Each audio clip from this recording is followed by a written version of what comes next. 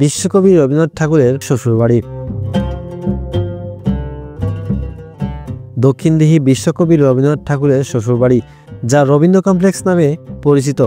এটি খুলনা শহরের দক্ষিণদিঘিতে অবস্থিত, যেখানে বিশ্বকবি রবীন্দ্রনাথ ঠাকুরের অনেক স্মৃতি রয়েছে।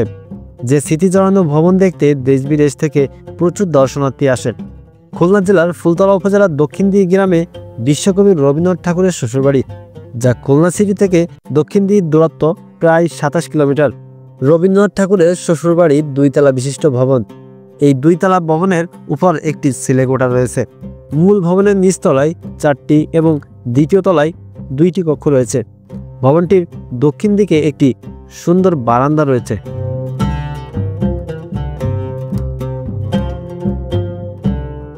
কলকাতার জোড়াসাঁকোর ঠাকুর পরিবারের সঙ্গে দক্ষিণদিঘির সম্পর্ক নিবিড়।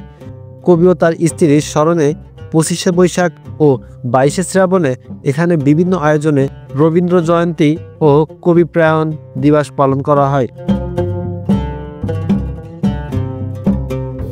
রবীন্দ্র কমপ্লেক্সে প্রবেশ মূল্য দেশি দর্শকের জন্য 10 টাকা, মাধ্যমিক স্তর পর্যন্ত শিক্ষার্থীদের জন্য 5 টাকা, সার্কভুক্ত দেশের দর্শকের জন্য 25 টাকা, বিদেশি দর্শকের জন্য 100 টাকা।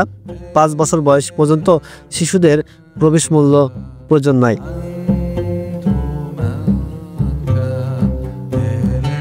সময়সূচি শনিবার থেকে মঙ্গলবার সকাল 9টা থেকে বিকাল 5টা পর্যন্ত, সোমবার দুপুর 1:30 থেকে 5টা পর্যন্ত, রবিবার বন্ধ। আপনি বাংলাদেশের যে প্রান্তে থাকেন না কেন, রবীন্দ্রনাথ ঠাকুরের শ্বশুরবাড়ি আসতে হলে সর্বপ্রথম আপনাকে খুলনা আসতে হবে।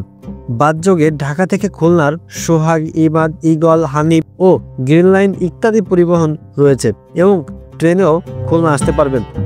খুলনা আসার পর খুলনা থেকে বাস বা সিএনজি করে ফুলতলা আসতে হবে। তারপর ফুলতলা থেকে অটো ভ্যানে করে যেতে হবে রবীন্দ্রনাথ ঠাকুরের শ্বশুরবাড়ি। খাবার ব্যবস্থা খুলনার অন্যতম একটি হোটেল, হোটেলটির নাম মুসলিম হোটেল। খাবারের মান এত ভালো যে খাবার খাওয়ার জন্য সিরিয়াল পড়ে যায়। হোটেলের পরিবেশ, খাবারের মান, ব্যবহার সবই অনেক সুন্দর।